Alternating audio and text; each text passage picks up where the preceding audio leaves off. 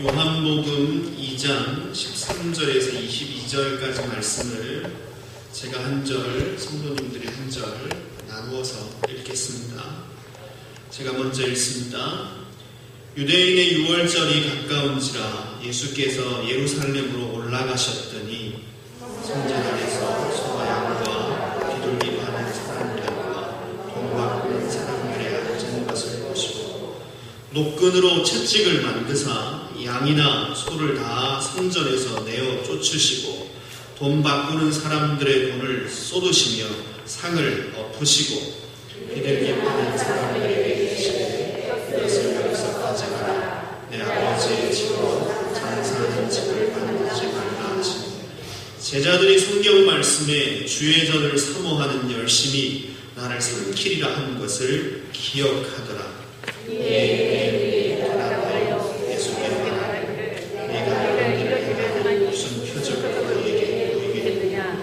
예수께서 대답하여 가라사대 너희가 이 성전을 헐라 내가 사흘 동안에 일으키리라. 이 성전은 46년 동안 지었거늘 내가 3일 동안 일으키리라 하라. 그러나 예수는 성전된 자기 육체를 가리켜 말씀하신 것이다. 죽은 자 가운데서 살아나신 후에야 제자들이 말씀하신 것을 기억하고 성경과 및 예수의 하신 말씀을 믿었더라. 아멘. 잘 아시다시피 다음 주일은 부활절입니다. 부활절 전 한 주간을 우리는 고난주간이다라고 그렇게 명칭하고 십자가를 묵상하면서 한 주간을 보내게 됩니다. 예수님의 죽으심과 고난을 한 주간 동안 깊이 있게 생각하며 보내는 주간이 고난주간입니다. 고난주간은 종려주일로 시작되어집니다.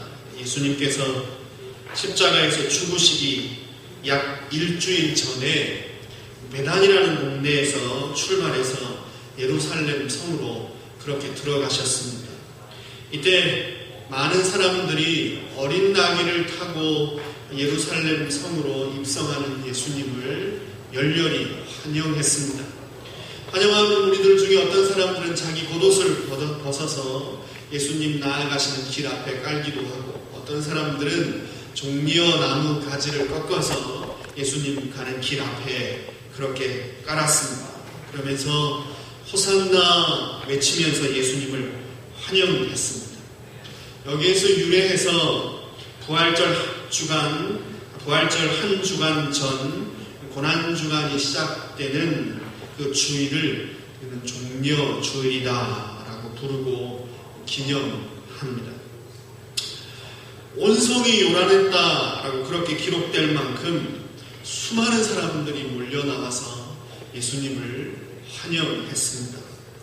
호산나 다윗의 자손이요. 그렇게 사람들이 외쳐 불렀습니다. 지금 우리를 구원해 주십시오. 메시아, 우리가 기다리는 하나님의 아들 메시아여, 이런 뜻입니다. 마치 전쟁에서 승리하고 개선 행진을 하며 성으로 들어오는 왕처럼 예수님의 입성은 사람들에게 그렇게 열렬한 환영을 받았습니다.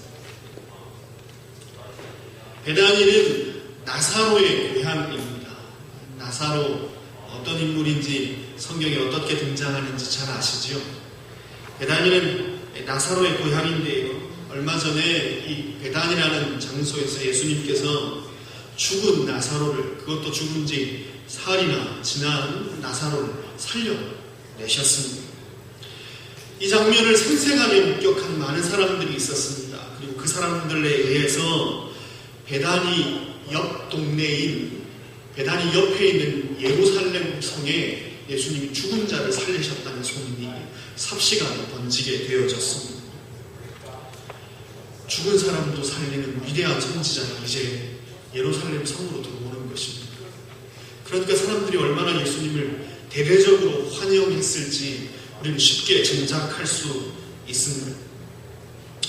사람들이 이제 이스라엘이 해방될 날이 찾아왔다라고 생각하며 예수님을 환영했습니다. 죽은 사람도 살린 능력 있는 선지자가 이제 예루살렘 성으로 들어오면 이제 이스라엘의 해방이 날이 왔다, 그렇게 생각하는 것입니다. 예수님이 왕좌에 올라서 로마의 압제를 물리치고 이스라엘을 해방시킬 것이라 사람들은 기대했습니다. 오병이어의 기적을 일으켰던 선지자가 예루살렘 성으로 들어오시는 겁니다. 그러니 이제 그가 왕이 되면 먹고 마시는 걱정은 끝이다 생각했습니다. 죽은 사람도 살리는, 옆 동네 베다니에서 죽은 데 나으리라 된 나사로를 살렸던 그 선지자가 예루살렘으로 들어오니까 이제 예루살렘에는 곧 지상 낙원이 시작되어지고 죽음도 고통도 없는 기쁨의 날만 시작될 거다, 그렇게 생각하며 사람들이 예수님을 메시아로 환영하며 맞아들였던 것입니다. 그렇지만 늘 그렇듯이 하나님의 생각은 우리의 생각과 다릅니다. 그렇지? 늘 그렇듯이 우리 생각과 하나님 생각은 늘 다릅니다. 사람들이 생각하는 메시아의 일, 그리고 하나님이 계획하신 메시아의 일은 달랐습니다. 사람들이 기대했던 메시아의 일과 예수님이 이루시려고 했던 메시아의 사역, 그 일이 완전히 달랐다라는 것입니다.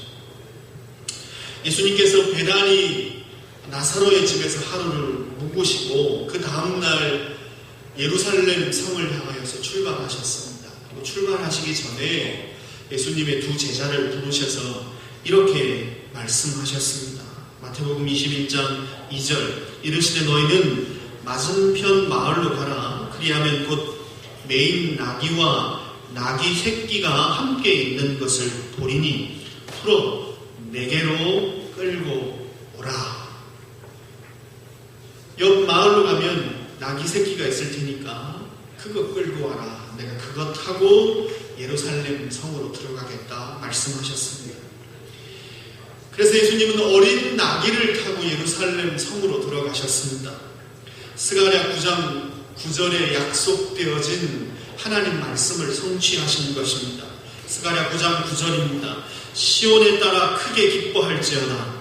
예루살렘에 따라 즐거이 부를지어다. 보라, 네 왕이 네게 임하시나니 그는 공의로우시며 구원을 베푸시며 겸손하셔서 나귀를 타시나니 나귀의 작은 것 곧 나귀 새끼니라. 겸손하셔서 나귀를 타시나니 나귀의 작은 것 곧 나귀 새끼니라. 아멘. 분명히 예수님의 행차는 왕의 행차가 맞습니다. 분명히 예수님은 이스라엘 백성들을 구원하시기 위해서 예루살렘 성으로 들어가셨습니다. 그렇지만 그 왕이 어린 나귀를 타셨습니다. 장면을 한번 생각해 보십시오. 수많은 사람들이 그를 왕으로 메시아로 인정하며 이스라엘을 해방시킬 구세주로 인정하며 환영합니다. 그런데 그 왕이 개선 행진을 하는 예루살렘 성으로 들어오는데 어린 나귀를 타고 들어오는 것입니다. 모순입니다. 역설입니다. 하나님의 구원의 방법과 사람들이 생각하는 방법이 달랐기 때문입니다. 하나님의 구원의 방법과 사람들이 생각하는 방법이 달랐기 때문입니다.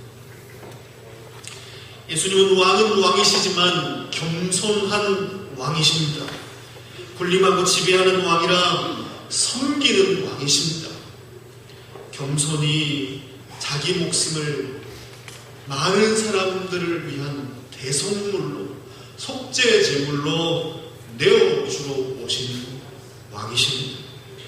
칼이 아니라 십자가로 승리하려고 예루살렘에 들어오셨기 때문에 그분은 칼이 아니라 뭘로요?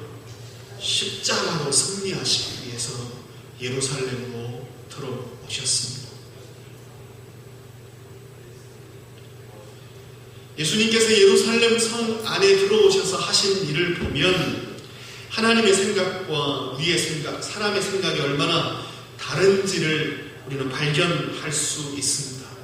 이렇게 사람들이 열렬히 환영해서 예수님을 맞이했습니다. 그래서 예수님이 예루살렘 성 안으로 나귀를 타고 왕처럼 입성하셨는데요. 그분이 성 안에 들어오셔서 뭘 하셨냐는 것입니다. 사람들의 환영을 받고 예루살렘 성 안으로 들어오셔서 예수님이 곧바로 행하신 일, 그 일이 바로 오늘 본문의 말씀입니다. 사람들의 기대처럼 왕의 보좌를 차지하시고 그리고 권좌에 앉으셔서 힘을 발휘하시지 않으셨습니다. 군사들을 모으고 사람들을 선동해서 로마 총독을 향해서 쳐들어가지도 않으셨습니다. 환영하는 인파들을 다 불러 모아서 일장연설을 하며 그렇게 자기를 드러내시지도 않으셨습니다. 예수님이 무슨 일을 하셨지요? 성전 안 이방인의 뜰에서 장사하는 사람들을 다 쫓아내셨습니다. 노끈으로 채찍을 만드셔서 팔기 위해서 들여놓은 양과 소들을 다 몰아내셨습니다. 돈을 받고 주는 환정상들의 상을 엎으셨습니다. 그리고 내 아버지 집은 만민이 기도하는 집인데 내 아버지 집으로 강도의 굴혈을 만들지 말라라고 그렇게 꾸짖으셨습니다. 예수님의 이 뜻밖의 행동 때문에 사람들은 혼란에 빠졌습니다. 여러분 이게 남의 일이라고 쉽게 생각하지 마시고 한번 상상을 해보십시오. 이제 이스라엘을 구원할 메시아, 이스라엘 왕이 죽은 사람도 살리고 물고기 2마리와 보리떡 5개로 수천 명을 먹일 수 있는 능력의 선지자가 메시아로 예루살렘 성으로 들어오신 겁니다. 그가 이제 왕자에 등극하면 이제 지상 낙원이 예루살렘에 이스라엘 땅에 임할 거다 사람들이 상상하며 예수님을 열렬히 환영했습니다. 그런데 그분이 오셔서 한 일이 뭐라고요? 성전 안에 들어가셔서 장사하는 사람들을 다 쫓아내시고 사람들을 꾸짖으셨습니다. 그러니 사람들이 얼마나 혼란에 빠졌겠습니까? 유대인들이 나서서 따져 묻습니다. 무슨 권한으로 이런 일을 하십니까? 당신이 이런 일을 할 권한이 있다면 그걸 증명할 표적을 우리한테 보여주십시오. 제사장들이, 대제사장, 서기관들이 다 하라고 해서 허락해서 우리가 하는 일인데 당신이 무슨 권한 가지고 장사하는 사람들 다 쫓아내고 이런 일을 행합니까? 당신이 무슨 권한이 있으면 그걸 증명할 표적을 우리한테 보여주십시오. 그렇게 질문을 하는 것입니다. 그러자 예수님께서 이렇게 대답하셨습니다. 오늘 본문 19절 말씀입니다. 예수께서 대답하여 이르시되 너희가 이 성전을 헐라 내가 사흘 동안에 일으키리라. 너희가 이 성전을 헐라 내가 사흘 동안에 일으키겠다. 그렇게 말씀하셨습니다. 예수님의 이 대답을 듣자 사람들은 기가 찼습니다. 오늘 그들이 보고 있는 헤롯 성전이라는 이 성전은 수룹바벨 성전을 과거 수룹바벨 총독이 이스라엘 백성과 함께 포로 귀환 이후에 세웠던 수룹바벨 성전을 자그마치 46년 동안이나 증축하고 개축해서 만든 성이었습니다. 그런데 그 성전을 예수님이 3일 만에 짓겠다 그렇게 말씀하시는 겁니다. 그러니 말도 안 되는 소리다 그렇게 생각했던 것입니다. 그렇지만 예수님의 말씀은 보이는 성전을 가리키는 것이 아니었습니다. 뭘 말씀하시는 것이었죠? 성전된 자기 육체, 참 성전이신 자기 육체를 가리켜서 말씀하시는 것이었습니다. 십자가에서 죽으시고 3일 만에 부활하실 것에 대해서 말씀하시며 너희가 이 성전 내 몸을 헐어라 날 죽일 것이다. 그러나 내가 3일 만에 부활할 것이다. 말씀하신 것입니다. 오늘 본문 22절 그러나 예수는 성전된 자기 육체를 가리켜 말씀하시는 것이다. 성전에서 장사하는 것을 통해서 이문을 챙기는 사람들은 장사에 직접 참여하는 사람들만이 아니었습니다. 장사할 것을 허락해 주고 용인하며 그에 따른 이익을 많이 챙기는 사람들이 따로 있었습니다. 그 사람들은 바로 성전을 맡은 사람들이었습니다. 제사장과 서기관과 같은 그 종교 지도자들이 바로 그 직접적인 이문을 챙기는 사람들이었습니다. 예수님께서 성전에서 장사하는 사람들을 쫓아내시자 이로 인해 손해를 본 사람들, 그 종교 지도자들은 예수님을 죽여야겠다는 생각을 더 강하게 갖게 되었습니다. 이전부터 예수님 마음에 안 들고 죽여야겠다 생각하고 있는데 직접적으로 자기들의 이익에 반하는 행동을 하게 되자 이제는 더 이상 안 되겠다. 예수님 반드시 죽여야 되겠다. 그렇게 계획을 하게 되는 것입니다. 온 백성들이 예수님을 따릅니다. 사람들이 예수님의 말에 귀를 기울이는데 그런데 그게 자기들의 잘못, 종교 지도자들의 잘못을 꾸짖는 내용들이 너무 많았습니다. 그러니 더 이상 견딜 수가 없었던 것입니다. 오늘 본문과 동일한 내용을 담고 있는 마가복음 11장 18절에 이렇게 기록합니다.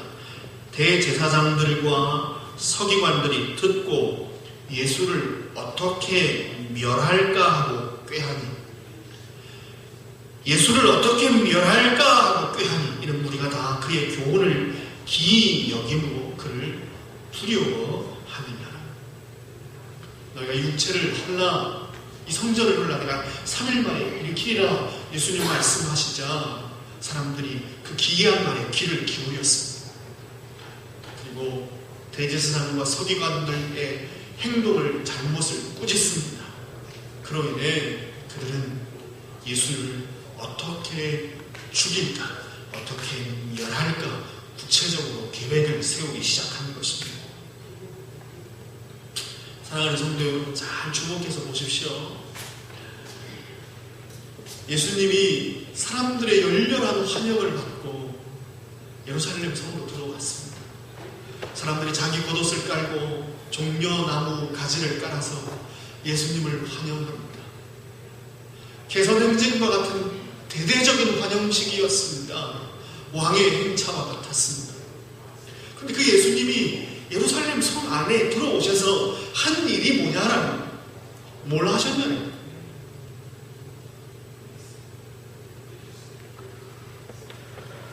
그분이 하신 일은 사람들의 생각과는 완전 반대로 자신의 죽음을 준비하셨습니다. 죽으실 계획을 세우셨습니다. 권력의 자리로 나아가는 게 아니라 가지고 있는 권력을 모두 다 내려놓으셨습니다.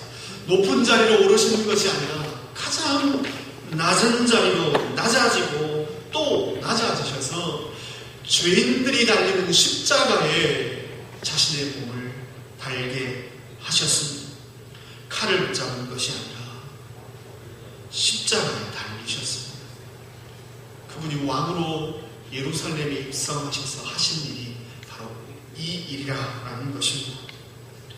성전된 자기 몸을 허물어서 온 백성을 위한 속죄 제물로 드리시고 참 구원을 베푸시기 위해 고난과 죽음으로 자기를 급격하게 내어 모셨습니다.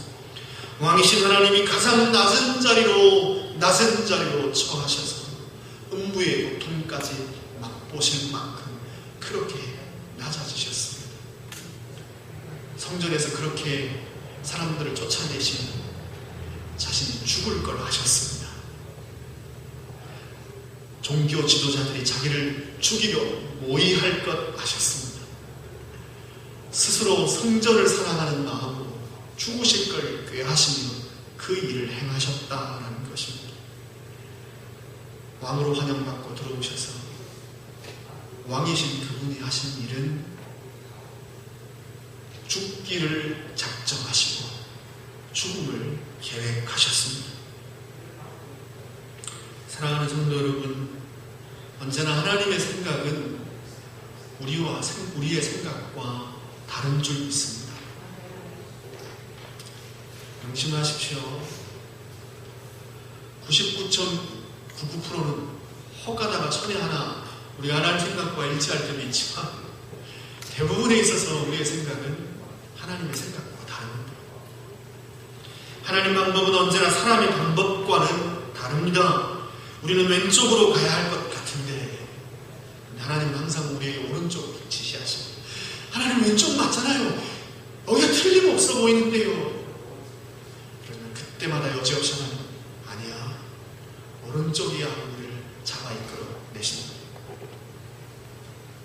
깊도다 하나님의 지혜와 지식에 부요함이요 그의 판단은 측량치 못할 것이니 그의 길은 찾지 못할 것이로다.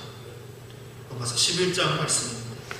하나님의 미련한 것이 사람보다 지혜 있고 하나님의 약한 것이 사람보다 강하니라. 고린도전서 11장 25절 말씀입니다. 하나님의 미련한 것이 사람보다 지혜 있고 하나님의 약한 것이 사람보다 강한 줄 믿습니다. 믿으셔야 되는데